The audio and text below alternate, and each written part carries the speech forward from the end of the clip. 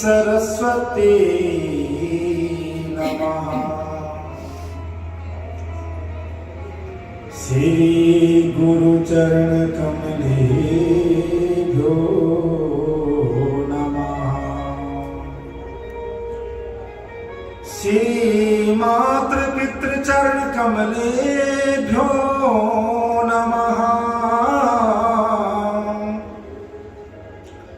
श्री युगल चरण कमलेभ्यो नमः। ध्येयं सदा परिभवग्नमभीष्टदोहम्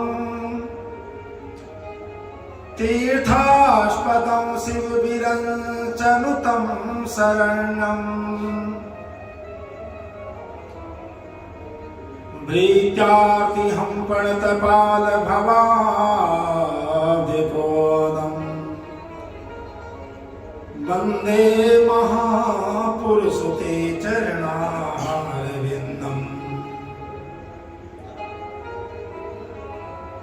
गजाननं भूतगणाधिसेवितम् कपित्थजम्बो फलचारुभक्षणम्।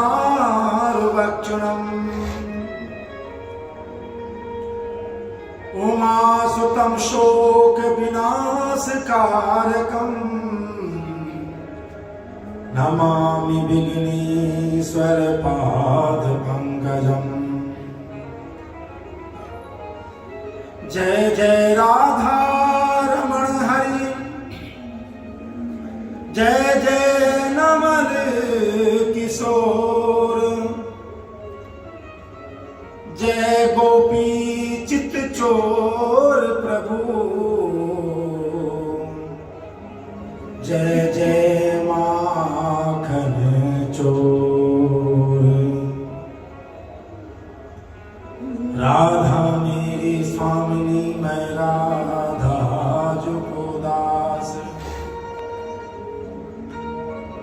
जन्म जन्म मोहि दीजिए श्री वृंदावन को। जन्म जन्म मोहि दीजिए श्री चरणों में। नारायण नमस्कृत्यं नरं चैव नरोत्तमम् देवीं सरस्वती व्यासा ततो जयमुदीरये। बोले भक्त वत्सल भगवान की जय। नारायण भगवान की जय। सदानंद भगवान की जय।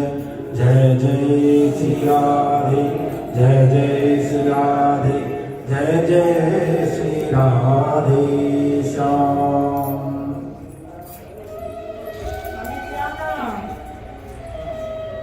परम मंगलमय आकार करुणा वाले भक्ति वत्सल कल्पतरुदति प्रीति पीतांबरधारी भगवान नारायण प्रभु की चरणों में कोटि कोटि प्रणाम करते हुए कार्तिक मास का यह पावन महीना, यह पावन दिवस और यह पावन शुभ समय प्रभु कथा पधारे सभी भक्तवृंद माताएं बहनें आप सभी का हार्दिक स्वागत और हार्दिक अभिनंदन।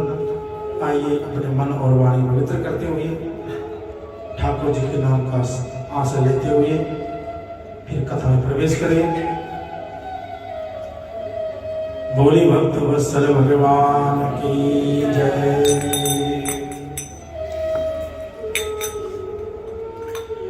ओ नटवर नागर नंदा भजो रे मन गोविंदा। नटवर नागर नंदा भजो रे मन गोविंदा। भजो मन गोविंदा भजो मन।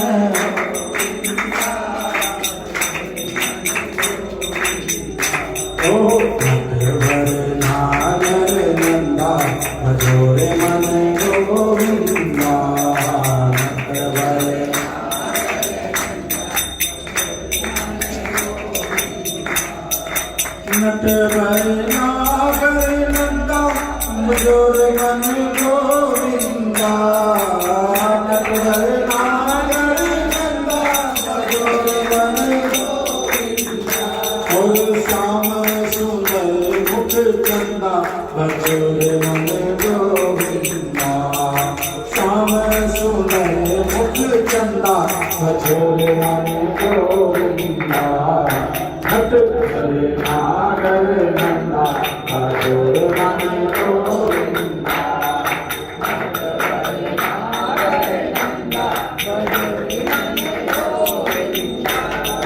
तू ही नटवर नागर नंदा, तू ही तो बाल मुकुंदा, तू ही तो नटवर नागर नंदा, तू ही तो बाल मुकुंदा, भजोर मन गोविंदा, भजोर मन गोविंदा, भजोर मन गोविंदा, भजोर मन गोविंदा, भजोर नागर नंदा, भजोर मन। ओ सब देवन में कृष्ण बड़े हैं, सब देवन में सब देवन में कृष्ण बड़े हैं, सब देवन में कृष्ण बड़े हैं, कृष्ण बड़े हैं, कृष्ण बड़े हैं। जो चारों बीच में है चंदा, भजोर मन गोविंदा, नटवर नागर गाइए, भजोर मन गोविंदा, भजोर मन गोविंदा, भजोर मन गोविंदा, भजोर मन गोविंदा, नटवर नागर नंदा, भजोर मन नटवर नागर नंदा, भजोर मन। सब सखियन में राधा जी बड़ी है, सब सखियन में राधा जी बड़ी है, सब सखियन में राधा जी बड़ी है, सब सखियन में राधा जी बड़ी है, सब सखियन में राधा जी बड़ी है, सब सखियन में राधा जी बड़ी है। जो नदियों में गंगा, भजोर मन गोविंदा, नटवर नागर, नटवर नागर नंदा, भजोर मन। वृंदावन में रास रचो है, वृंदावन में, वृंदावन में रास रचो है, वृंदावन में रास रचो है, भयो रास रचो है, रास रचो नाचत बाल मुकुंदा, भजोर मन गोविंदा, नाचत बाल मुकुंदा, भजोर मन।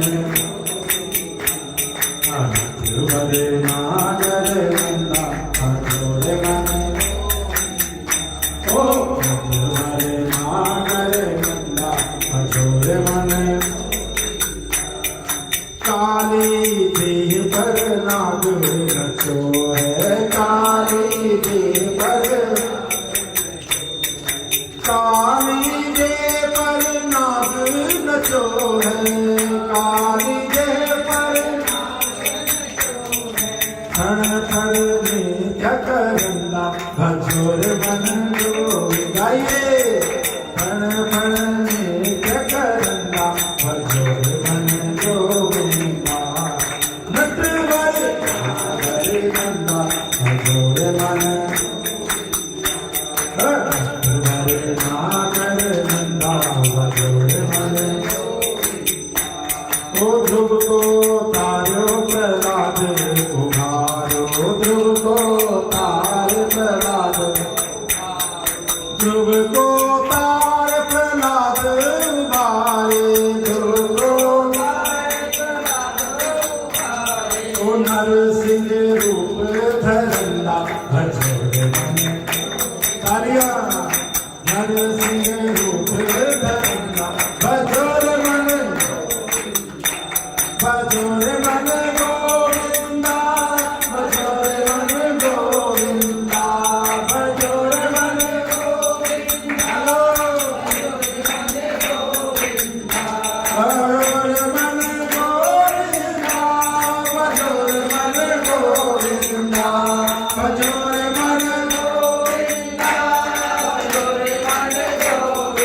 और श्याम सुंदर मुख चंदा भजोरे मन गोविंदा। श्याम सुंदर मुख चंदा भजोरे मन गोविंदा। गोविंदा गोपाला गोविंदा गोविंदा गोपाला गोविंदा। गोविंदा गोपाला गोविंदा गोविंदा गोपाला गोविंदा गोपाला गोविंदा गोपाला गोविंदा गोविंदा गोपाला गोविंदा गोपाला। भजोरे मन गोविंदा भजोरे मन गोविंदा। नटवर नागर गंगा भजोरे मन गोविंदा। नटवर नागर गंगा भजोरे मन गोविंदा। श्याम सुंदर मुख चंदा आवाज नहीं आई। श्याम सुंदर मुख चंदा भजोरे मन गोविंदा। भजोरे मन गोविंदा भजोरे मन नट भरे नागर नंदा भजोरे मन। बोले गोविंद माधव सरकार की जुगल जोड़ी सरकार की तुलसा महारानी की जय जय जय जय जय जय जय श्री राधे श्याम। ये भगवान के ऐसे भजन हैं जो बहुत प्राचीन भजन है। ये नए भजन नहीं है। नए भजन तो चलो मैं आया वाला सा लगता है ना। तुसी पै गए पंजाब या कर ले श्याम तेरी बंदे बंदे। लेकिन ये बहुत प्राचीन भजन है। इसमें एक एक शब्द में कुछ दर्शाया हुआ। ठाकुर जी कैसे हैं, ठाकुर जी का मुख कैसा है, चंद्रमा की तरह चमकता हुआ, जो एक बार देखे देखते रह जाए। तो आइए भगवान की कथा श्रवण करें। ये भजन कीर्तन हम पहले इसलिए करवाते हैं कि तो कार्तिक का महत्व है ना। एक क्या होता है, कथा में नींद बहुत आती है ना। बोलो राधे राधे। और ये दूसरी कथा इन्हें बढ़िया करते समय नींद बहुत बढ़िया आ जाती है। अति वृंदावन में पहुंच जाते हैं। होता ही होता है। स्वाभाविक है कि जब तक हमारे शरीर में थोड़े से भी अगर तामसिक गुण रहेंगे तो हमें कथाओं में सत्संग में नींद अवश्य आएगी। ये तो की बात है। लेकिन वे कहते हैं जैसे किसी बंदे को स्वाद का पता नहीं है। सपोज हमारे अभी बाहर कोई आ जाए, टिक्की वाला आ जाए, चाट वाला आ जाए या कोई गोलगप्पे वाला आ जाए, तो हमें कोई स्वाद नहीं तो जो मर जाएगा हमारे तरफ से। उसे तवा बजाते रहे, लेकिन अगर स्वाद पता है, जैसे तवे पे आवाज लगी तुरंत देख देंगे टिक्की वाला या बाहर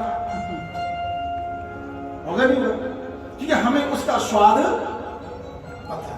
तो जो रसिक होते हैं कथा के, सत्संग के, उनको ये नहीं कि निमंत्रण लेकर जाएंगे, नहीं। जहां कथा का बोर्ड है, कथा बोली अच्छा चलो वहां कर सुने चलते हैं। भगवान कथा सुन लिया, हमें क्या लगा जजमान से कौन करवा रहा कौन नहीं करवा रहा, ये ध्यान रखना।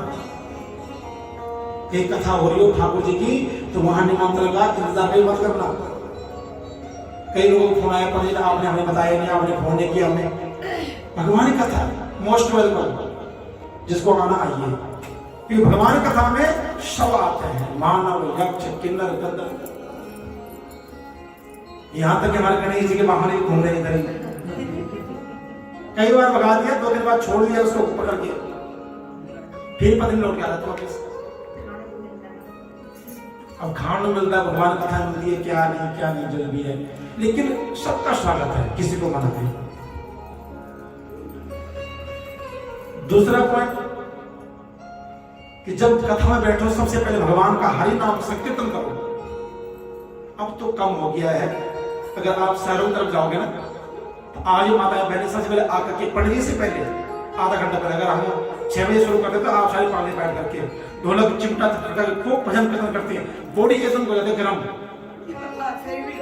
हाँ, उसके बाद फिर कथा श्रवण करते हैं। जब शरीर गर्म रहेगा तो नींद नहीं आएगी, क्योंकि सुबह सुबह नींद आती है, स्वाभाविक है। हमारे पढ़ने की नींद नहीं बोलते, सो के तो उठ के दोबारा सो गए। भक्त लोग कहेंगे बोलो राधे राधे, हो जाता है कई बार। एक बार आंख खुल गई और दोबारा लग गई तो वो इतनी लंबी होती कि दोबारा उठने का नाम नहीं होता। तो इसीलिए निद्रा देवी को भी वरदान दिया है। क्या वरदान दिया पता है आपको? एक बार जब भगवान लक्ष्मण और राम जी वनवास में थे, तो लक्ष्मण जी के पास आई निद्रा देवी। लक्ष्मण जी ने मना कर दिया, देवी मेरा एक आग्रह है आपसे कि 14 वर्ष के लिए मुझे माफ कर दीजिए, क्योंकि मैं अभी सेवक रूप में आया हूं और मुझे अपने भ्राता और भाभी की सेवा करनी है। जैसे माँ की आज्ञा हुई है, और माँ की आज्ञा तो परमात्मा नहीं चला सकता है।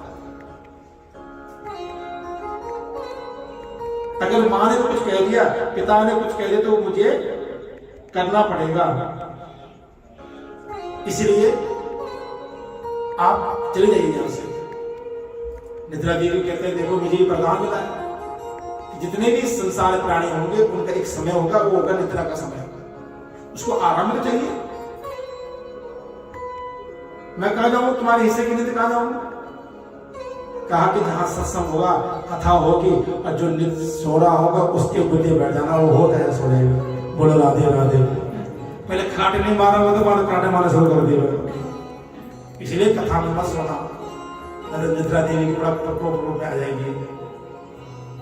तो आइए कल कथा हमने कहा विराम दी थी कि कार्तिक मास के नियम, दान की महिमा, ब्राह्मण की पूजा। आज नारद जी कहते हैं प्रभु कि कार्तिका वर्तिना दुष्पा नियमाये प्रकीर्तिता ताक्षणो स्वा महाराजा कथयमानान् समासतः। नारद जी कहते हैं राजन, कार्तिक मास व्रत करने वाले को बहुत सारे नियम करने पड़ते हैं, और वैसे हर व्रत में नियम होते हैं, होते कि नहीं होते? अब एक व्रत होता, लोग इतने फोन कर देते हैं प्रभु क्या खाएं, क्या पिए, कैसे रहें, क्या पहने, इतना कंफ्यूजन। हर बार करते हैं व्रत, सावन देव करते हैं, एकादशी भी करते हैं, जन्माष्टमी, फिर भी बार बार पूछे जाएंगे। कहा कि उनको थोड़ा संक्षिप्त में सुन लीजिए। कौन कह रहे हैं? कौन कह रहे हैं? नारद जी कह रहे हैं। किसको? पृथु जी महाराज को। कहा कि जैसे कि सर्वमाविणानित्मासंचा चोद्रम सोवीरकं तथा राजीकोन्मादकं चापि नैवेद्यात् कार्तिका व्रते।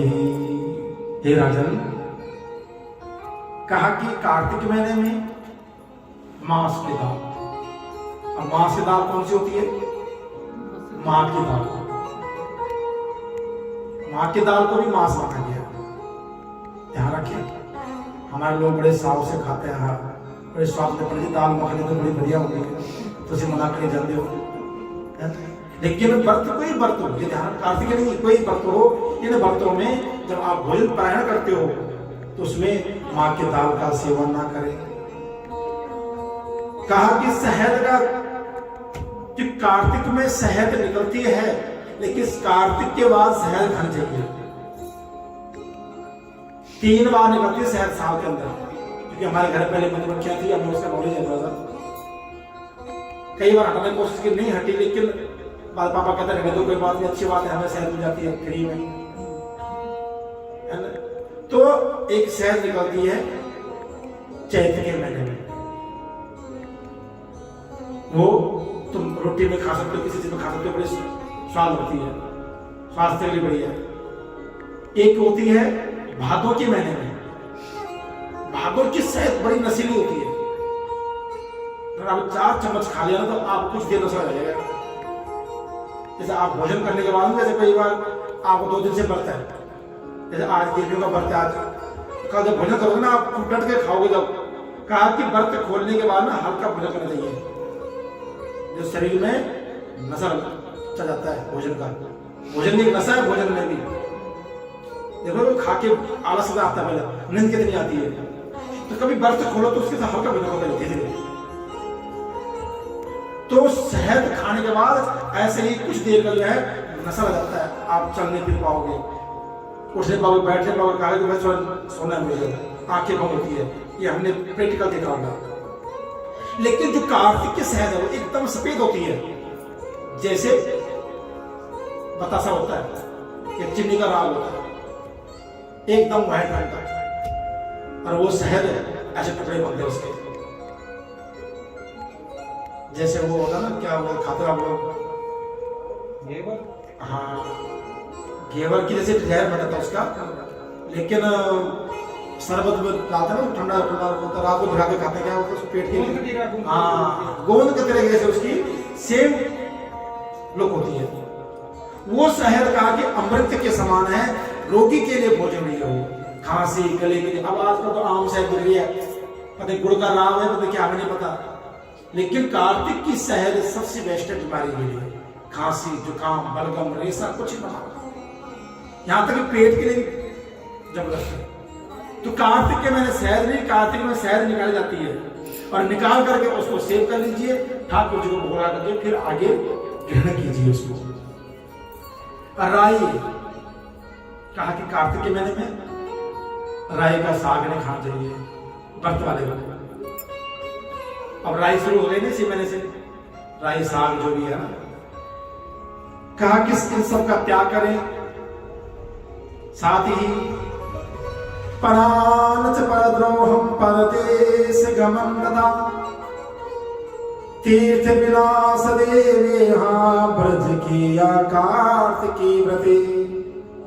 कहा कि पराया का दिया हुआ अन्न, जब व्रत कोई भी हो, ध्यान रखना, कोशिश ये हो कि व्रत के दिन हम अपने घर का ही भोजन करें। अब कई लोग फोन करते हैं, पनीर सर देखकर एक कल पार्टी है, 80 व्रत छोड़ दिया। अच्छा, एकादशी व्रत खास करके, चाहे जो मर्जी हो, कोई मरे, कोई बच्चे, जीवे, सूतक, पातक, यहां तक नहीं छोड़ते उस व्रत को, एकादशी को। और हम लोग आज साढ़े कुटुंबा जी पार्टी है जी, कुटुंब ने उसे फ्रूट चाटना है, वहां उसे फ्रूट खा लियो, कोई बात नहीं है। तो व्रत कोई भी हो, ध्यान रखें कि किसी घर का भोजन ना करें।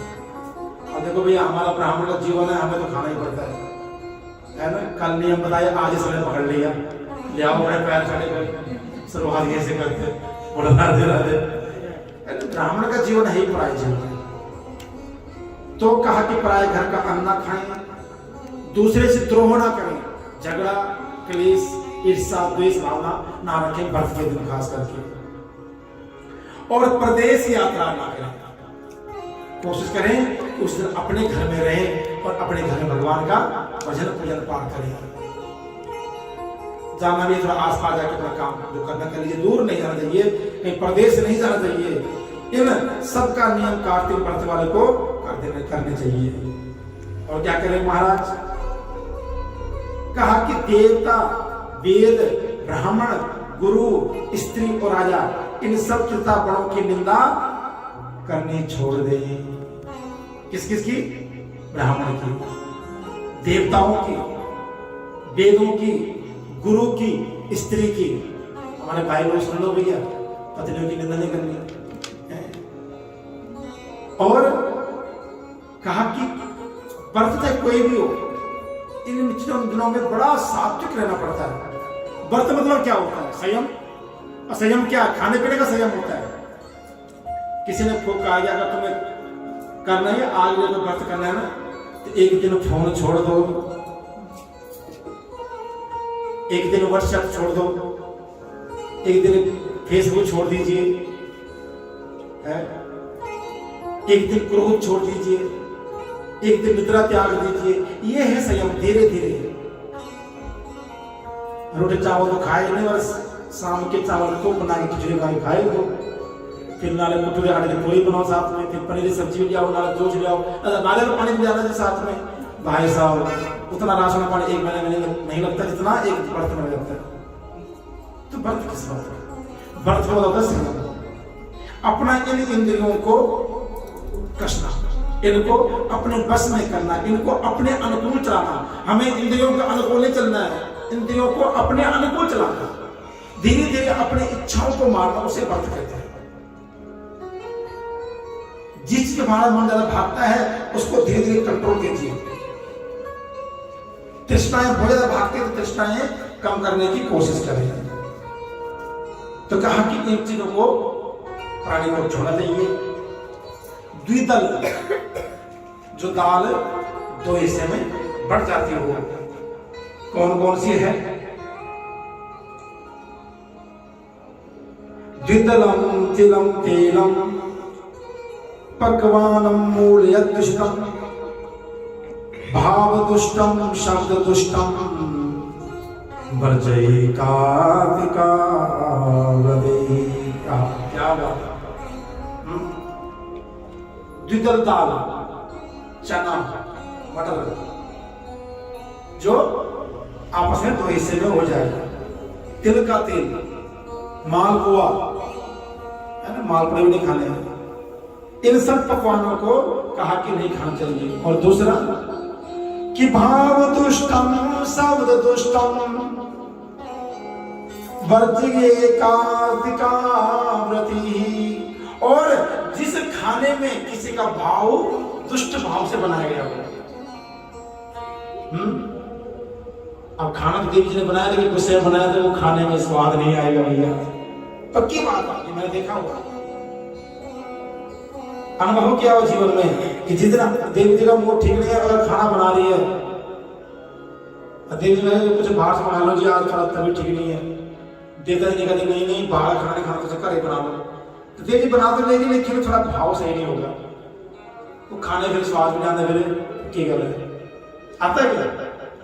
जब आपका चेहरा हंसमुख ना हो, मन में ये भाव हो कि मैं कुछ भोजन बनाऊं आज, और पति को स्वाद लगे, उनको लगे खाना कुछ नया स्वाद है इसमें, तो ऑटोमेटिक स्वाद आ ही जाएगा। चाहे उसमें सिंपल मसाला डाल दो, मसालों से स्वाद नहीं आता है, ध्यान रखना। स्वाद आता है आपकी भावनाओं से, आपके भाव से। तो कहा कि जो दुष्ट भाव से भोजन बनाया गया हो, उस भोजन को भी त्याग दें। और कि शब्द दुष्टम वर्जयेका, और जिस भोजन पे किसी टोक दिया हो, आपको दुष्ट शब्दों का प्रयोग किया हो जिस भोजन पे, या कि चंडाल का दृष्टि पड़ जाए, चंडाल समझते हो, कुत्ते को कहा गया, जिसे भोजन पर कुत्ते की दृष्टि पड़ गई ना, वो भोजन में भूल से मत करना, कभी जीवन ध्यान रखना। लेकिन कहते पंडित जी साथ कर रहे थे, कुत्ते बैठे रहते अंदर, सामने बैठे रहते, सिखाए खाते रहते, ऐसे एक निवाला खाते, एक ले तो खा, ले तो भी खा। इसीलिए कहा था कुत्ते को हमेशा डेली से बाहर रखिए, डेली से अंदर रखिए, चौगाट जिसे कहते हैं, उसको डेली कहते हैं। बड़ा निषेध है कि कुत्ते की जिस पे नजर पड़े खाने पे, वो खाना आपको नहीं खाने दो, चंडाल के दृष्टि पड़ गई भोजन में। इसलिए ठीक है, कुत्ते पालिए जो मर्जी कीजिए, लेकिन खाते समय थोड़ा सा पर्दा रखिए। इसलिए तो कहा कि भोजन और भजन हमेशा पर्दे में होना चाहिए भैया, किसी को की दृष्टि ना पड़ जाए, एक चंडाल दृष्टि ना पड़ जाए, कौवे की दृष्टि ना पड़ जाए, है ना। तो इसलिए बड़ा इसका ध्यान रखें जीवन में। तो कहा कि ये सब कार्तिक व्रत वाले को नहीं करना चाहिए। कहा कि प्राणी के अंग का मांस, जो लोग मांसाहारी है, वो छोड़ दे। चना, जमीरी नींबू, जमीरी नींबू किसे कहते हैं? बड़ा वाले गल कहते हैं, हाँ। कहा कि उसको छोड़ दे। दाल और मसल के दाल, और किसी का जूठा अन्न, है ना। कई बार हम लोग इकट्ठे खा लेते हैं, या परिवार में बैठा उसे हाथ थाली से खाने वाला खा लिया। व्रत वाले को ध्यान रखें कि अपना कुछ न देना किसी को न लेना किसी से, है ना। कहा कि बकरी, गौ और भैंस, इनका दूध अगर ब्राह्मण बेचता हो, किसी ने बोल दिया कि हमारा ब्राह्मण दूध देने वाला कौन है, शर्मा जी है, और शर्मा जी ब्राह्मण है। अब ब्राह्मण दूध बेच रहा होगा तो वो दूध हमारे लिए निषेध है, ध्यान रखना। कहा कि ब्राह्मण को क्रय विक्रय करना निषेध है। वो दूध का जो है बिजनेस नहीं कर सकता ब्राह्मण, डेयरी नहीं खोल सकता। शर्मा जी कह रहे मुझे जरूर सुना रहे है ना, क्योंकि ब्राह्मण को वैसे कहा कि वो धर्म गुरु है, वो धर्म का प्रचार करें, ज्ञान बांटे। लेकिन अब समय धीरे धीरे ऐसा आ गया कि ब्राह्मण खुद पुरोहित करने का राजी नहीं है। हमारे बच्चे तो बिल्कुल राजी नहीं होंगे। हमारे बेटे ने तो जाकर के 2 साल पहले चोटी कटवा दी अपनी, कहते मुझे नहीं, लोग चुराते मुझे स्कूल में। ये स्थिति आ चुकी है कि आने वाले टाइम पे ब्राह्मण मिलना बहुत मुश्किल हो जाएगा। हमें नहीं तो हमारे बच्चों को ब्राह्मण नहीं मिलेंगे, क्योंकि कर्म का लोप हो रहा दिन ब दिन, ये आप देखते जाओ। और जो श्राद्ध ब्राह्मण कहाँ मिलते भोजन के लिए, बहुत मिलते करनी पड़ती है। अब हम खुद गिनती के 5-7 घर हैं जहां अपनी इच्छा से खाते हैं, अपने बात मना कर देते हैं, हमारे बस के नहीं है। कई लोग अलग अलग ये कितना नियम है, जैसे पूरी खानी है, मैं 80 नहीं खानी पूरी, तो सिखाई दो भैया, नहीं खा सकते, सीधी सी बात है, नहीं पचता। तुमने 4 रुपए खिलानी है, दक्षिण में 200 रुपए, बीमारी में लगेंगे हमारे 5000 रुपए, इसलिए ना खाओ ना रेवल मांस ना बनेगी मांस, सीधी सी बात है। सीधा जाना ही बंद कर दिया। कई ब्राह्मण हैं जो श्राद्ध नहीं खाते हैं। हमारे गुरु जी कितने साल हो गए, मतलब ही नहीं है, उन्होंने तो कर्म कांड छोड़ दिया, अब केवल भगवत कथा करते हैं, बस कुछ नहीं। इतने विद्वान हैं ना पूछो, बड़े बड़े यज्ञ उनके साथ हमने सीखा है, लक्ष्य चंडी, सहस चंडी, रुद्र यज्ञ, नारायण यज्ञ, लेकिन अब सब कुछ छोड़ दिया। कहते बेटा कुछ नहीं, धीरे धीरे ऊपर उठो, ठाकुर जी की भक्ति और बढ़ो, बस इस संसार में दलदल है बहुत ज्यादा। अभी देखो ब्राह्मण में कितना कुछ करना पड़ता है, बहुत कुछ चाहिए ब्राह्मण। सबसे पहले तो उसको चाहिए मंत्र आना चाहिए पूजा पाठ के, फिर उसको ज्योतिषी चाहिए, अच्छा थोड़ा कथा करने में आना चाहिए, अच्छा थोड़ा संगीत में आना चाहिए। ये भगवान, इतना सीखते सीखते बंदा कहता मैं बूढ़ा हो जाऊंगा। एक वेद को पढ़ने के लिए मैं आपसे बताऊं, आज शास्त्री जी बैठे, इन्होंने पूरा अध्ययन किया उसका। शुक्ल यजुर्वेद, सिर्फ एक वेद को पढ़ने के लिए एक ब्राह्मण के बच्चे को 40 वर्ष चाहिए। कितने वर्ष? कंठस्थ करने के लिए इतना मोटा पुराण वेद। अब लगा 40 वर्ष में वहां बताए, 10-12 साल की उम्र में बच्चा जाता गुरुकुल। हम 14 वर्ष की उम्र में गुरुकुल आ गए थे, 13 वर्ष पूर्ण होने में 14 वर्ष में आ गए थे। अब कहां 40 साल वहां रहे, 10 साल 50 साल हो गए गुरुकुल के, तब क्या करोगे भैया? सीधा माला पकड़ने से बदलना जाना है, बोलो राधे राधे। इतना स्वाध्याय करना बहुत मुश्किल है। भले लोग समझे न समझे ब्राह्मण की मंत्र की कीमत, लेकिन एक एक मंत्र की कीमत हो जाता है। लोग 10, 20, 50 रुपए में उसकी मंत्र के तोड़ लेते हैं। ओम स्वस्ति न इंद्रो वृद्धसर्वा, 3 में सोच के आप याद कर लो, लेकिन उसका कोई फल नहीं है। जो ब्राह्मण ने मंत्र पढ़ा होता ना, वो गुरुमुख से पढ़ा हुआ है, न जाने कितनी पीढ़ी बीत गई, वो मंत्र गुरुमुख से गुरुमुख आगे बढ़ते जा रहे हैं। इसीलिए तो कहते हैं कि गुरु दीक्षित जरूर होना चाहिए। कोई मंत्र लो और मंत्र जपो तो वो गुरु से लो, वो मंत्र सिद्ध होना था पहले, उसको आप सिद्ध करोगे जल्दी हो जाएगा। और टीवी से सुन के याद करोगे और जब करोगे उसका फल कम मिलता है। क्या समझे? आप ये चीज देखो, जो पैतृक संपदा चलती आ रही है, दादा की, पिता की, बेटे की, वो संपदा आगे बढ़ते जाएगी। लेकिन जो बंदा नई शुरुआत करेगा उसको बहुत टाइम लगेगा घर बनाने में, प्रॉपर्टी बनाने में, फलीभूत हो ना हो पता नहीं है। इसलिए मंत्र की महिमा ऐसी है, जितना पुराना होगा, जितना गुरुमुख होगा, उतना आपका कल्याण जल्दी करेगा और जल्दी सिद्ध हो जाएगा। इसलिए ब्राह्मण के जो मंत्र हैं वो बड़ी कीमती है। एक एक मंत्र याद करना, उसका जप करना और फिर उसको आप लोगों को दे देना। सारे मंत्र किसके लिए? जजमान के लिए तो है कि देहि सौभाग्यम आरोग्यम देहि नहीं परमं सुखम रूपम दीजियम देहि यशो देहि। आपका सौभाग्य प्रदान बना रहे, आरोग्य जीवन बना रहे, रूपवान बने रहे, हैं? बड़ा बहुत कुछ है मंत्रों का। अगर एक एक अर्थ समझाएं तो बहुत फल है इसका। तो वही कहा कि कोई ब्राह्मण अगर दूध बेचता हो, गाय का, बकरी का या भैंस का, तो उनसे वो दूध ना खरीदे। इन सबको कार्तिक व्रत वाले को छोड़ दीजिए। तांबे के पात्र में रखा हुआ पंचगव्य, तांबे के बर्तन में दूध, दही और घी है ना, गौमूत्र गोबर तो चलो ठीक है, और दूध दही घी जो है ये जहर बन जाता है, इसलिए कहा कि इसका त्याग करें। फिर महाराज रहना कैसा है कि ब्रह्मचार्य मदम सम्यम पत्रावल्याम च भोजनम चतुर्यामी पुंजानाम कुर्यादेव शतावधि। महाराज व्रत वाले को ब्रह्मचर्य का पालन करना चाहिए। सबसे पहले भूमि पर सो जाइए। कौन कौन सोता है जमीन पर? महाराज का मन बहुत दुखी है, बोलो राधे राधे। पत्रावली में भोजन,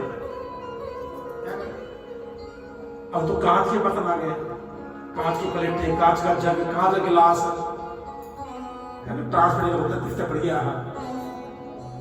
भोजन में उसकी क्वालिटी नहीं आती बड़े दिखने में। तो कहा कि भोजन कैसा हो? पत्रावली में हो। और 24 घंटे में एक बार भोजन, वो कब? दिन के चौथे पहर में। चौथा पहर कब होता है? शाम को सूर्य अस्त से पहले पहले। सूर्य अस्त के बाद भोजन का निषेध है शास्त्रों में, और इस मामले में जैन संप्रदाय बहुत तेज है। वो सूर्य अस्त के बाद लोग भोजन नहीं करते, चाहे जो मर्जी हो जाए। पानी या दूध लेने अलग बात है, उसका तो चलो है ऊपर, लेकिन भोजन का निषेध है। नहीं पीते ना? वो कहते, मैंने पूछा था अभी मिले थे उनसे, मैं कहा अगर कोई बीमार हो जाए कहते मर जाए, पानी नहीं पीना 7 बजे। अगर आप अगर नियम निभा रहे हो ना, तो वो नियम ही आपको ताकत देता है। ये अब देखो 9 दिन के व्रत करते हैं हम लोग, मैं खुद स्वतः करता हूँ। तो हर दिन में क्या होता है? भूख लगती है सुबह 8 बजे, लेकिन 9 दिन के व्रत करने के बाद शरीर में एक ऑटोमेटिक एनर्जी मिल जाती है, आपको वो ताकत मिल जाती है व्रत चलने के लिए। आज हमारी बहनों का व्रत है, शरीर का व्रत होना हुआ है ना, जिन्होंने कल कर दिया होगा, आज वही अष्टमी का व्रत है। तो जब मन में एक मान लो कि मैंने आज मेरा व्रत है, मैंने आज कुछ नहीं लेना है, निराहार रहना है, निर्जला रहना है, देखो आपको ठाकुर जी ऑटोमेटिक हिम्मत देंगे। जिसके निमित्त आपने व्रत रखा हुआ है वो आपको पावर देता है। लेकिन हम लोग मानते नहीं, वो मैं कितना रहूंगी, वो कैसा करूंगी, क्या करूंगी। जब कोई अपने ऊपर लेता तब जाके भूख लगती है। जब ठाकुर जी को सौंप दो, भैया ये शरीर तेरा है, तेरे लिए बिछा हुआ है। मैं भी गुरु जी की बात कर रहा था, हमारे गुरु जी के 3 बार हरने का ऑपरेशन हो गया, एक पथरी का ऑपरेशन हो गया। डॉक्टर ने बैठने के मना किया उनको, बाबा श्री प्रॉब्लम भी है, डॉक्टर ने साहब मना किया आप आधा 1 घंटे साथ नहीं बैठ सकते हैं। लेकिन गुरु जी कहते नहीं, इस शरीर मेरा है, छोड़ नहीं। 8 घंटे की समाधि लगा के बैठते हैं आज भी। जब भागवत जाते हैं तो अक्सर जो व्यास लोग होते हैं क्या होता है कि मूल पाठ के लिए एक अलग शीशा रखा होता है, मूल पाठ होकर लेते हैं और व्यास जी मीन कथा करते हैं, 2-3 घंटा हो गया। लेकिन हमारे गुरु जी खुद करते हैं मूल पाठ, 6 घंटा मूल पाठ पूरा रखता है भागवत में। अच्छा पढ़ने वाला हो तो 6 घंटा चाहिए मूल पाठ के लिए, अब फिर 4 घंटे कथा, कितना हो गया? 10 घंटे। कई बार हमें गुरु जी आप थोड़ा ध्यान को पढ़ी रखो, बेटा कोई फर्क नहीं पड़ता। भगवान ने हमें इतना उच्च पद दिया है ना, इस पद का अगर हम सदप्रयोग नहीं किया, अगले जन्म में सीधा कुत्ते की योनि में जाएंगे। सीधा ब्राह्मण योनि के बाद सीधा डायरेक्ट लास्ट योनि कुत्ते की है, ये ध्यान रखना। इसलिए ब्राह्मण को अपने पद से नहीं गिरना है। मानव के लिए भी, सबके लिए, कि मानव योनि बहुत मुश्किल से मिलती है। इसलिए अपना कर्म ध्यान रखिए, जीवन सत्य कर्म बहुत जरूरी है। और क्या करें महाराज कि काम बालोचा विभिकाकम कुष्माणम वृति फलम कलयुग जागतम सेवा वर्ज देशो एवता। महाराज कार्तिक स्नान करने वाला नरक चतुर्दशी के दिन तेल ना लगाए हैं। नरक चतुर्दशी कब आएगी? हाँ ठीक है ना, उस दिन तेल का सेवन ना करें। लौकी, बैंगन, कुम्हड़ा है ना, बृहति फल, कलिंदा। कलिंदा सुना आपने? किसे कहते हैं कलिंदा? तरबूज को। कुम्हड़ा पेठा में कहते हैं ना। पेठे को आज खाओगे? आज तो बढ़ते मिठाई चढ़ती पेठे की है अगस्त पे। कहा कि इनको जो है कैद का फल, ये बेल कितना ही होता है, कैद का फल छोटी बेल होती है ना, वो भी होता है। एक कलिंदा होता है, ये होता है बृहति फल होता है, हमारे यहाँ होता है, वो छोटा सा फल होता है, झाड़ी में पाया जाता है, वो फल की दवाई में फल होता है। कहा कि उनको जो है कार्तिक व्रत वाले को नहीं करना चाहिए। और महाराज किरदस्वराम दे मले पत्ति प्रत्यके तथा और द्विज द्विजे वेद ब्राह्मणेश्चानत कीदम कार्तिकी व्रते। कोई स्त्री रजस्वला हो तो कहा कि उनका त्याग करें, उनका स्पर्श न करें। जो पतित है, नीच कर्म करने वाला है, और जो ब्राह्मण का द्वेषी है, जो वेद ब्राह्मणों का द्वेष करने वाला हो या वेद से बाहर चलने वाला हो, कहा कि इनकी संगति ना करें। बड़े ध्यान रखें। कहा कि इन सब का त्याग करने वाला, कार्तिक व्रत करने वाला सब श्रेष्ठ होता है। भगवान विष्णु कहते हैं कि जो इन नियमों को पालन करता है वह साक्षात सालोक्य धाम को प्राप्त करता है। वैसे कहा कि रविवार के दिन भी आंवला का प्रयोग नहीं करना चाहिए। अब हमारे आंवला में आई रही रविवार को, हम क्या करें? बोलो राधे राधे, जय जय श्री राधे, जय जय श्री राधे, जय जय श्री राधे श्याम।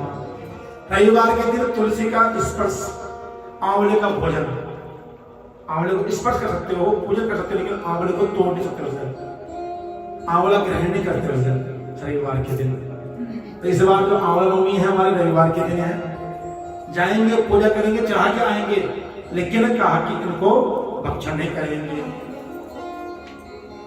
कहा कि यदि अगर व्रती इनका शुभारंभ करें तो इन सामग्री का, जो कभी बताया आपको, सब्जी फल जो भी है, तो सबसे पहले क्या करें? ब्राह्मण को दान देंगे। ब्राह्मण को दान देकर भगवान को भोग लगाए पहले, फिर ब्राह्मण को दान देंगे और फिर आप उस चीज को पा सकते हो। और ये नियम माघ मास और कार्तिक मास दोनों मासों में विशेष माने गए हैं। कहा कि विष्णु का व्रत करने वाला एक हो तो भी श्रेष्ठ और 100 हो तो भी श्रेष्ठ, क्योंकि यज्ञ करने वाला सीधा स्वर्ग को जाता है। इसलिए कार्तिक व्रत करने वाला वैकुंठगामी होता है। इस पृथ्वी में भुक्ति और मुक्ति देने वाले जितने भी तीर्थ हैं, ये सब कार्तिक व्रत करने वाले मनुष्य के देह में निवास करते हैं। ये ध्यान रखना। अब इस समय आप कार्तिक कथा सुन रहे हो, थोड़ा बहुत नियम का पालन करना, कोशिश करना कि कुछ चीज हम छोड़ सके छोड़े। सब चीज खानी जरूरी नहीं है। प्याज नहीं खाना छोड़ दो, लहसुन नहीं खानी छोड़ दो, माँ की दाल नहीं खानी छोड़ दो, चने की दाल नहीं खानी छोड़ दो, ठीक है ना। मटर नहीं खाने, बहुत महंगे ऐसे मटर, छोड़ दो उसको। बोलो राधे राधे, है ना। अचार नहीं खाना, नींबू का वो क्या, कौन सा अचार है वो, जिन्हें हाँ गल का अचार, तो छोड़ दीजिए, कोई बात। कुछ चीज तो त्याग कर जितना हमें हो सकता है, धीरे धीरे कोशिश कीजिए कि इन दिनों में ये चीजें प्रयोग ना करें। कहा कि भगवान विष्णु के वाक्य से प्रेरित इंद्र आदि देवता भी कार्तिक व्रत वाले की रक्षा करते हैं। ध्यान रखना, इस समय आप सभी एक पावन पुण्य पवित्र आत्माएं हैं। कोई बंदा ऐसे देख जाए, कोई भाव तो सुथा दूर हट रही है, किसी को अपने पैर छूने मत दीजिए।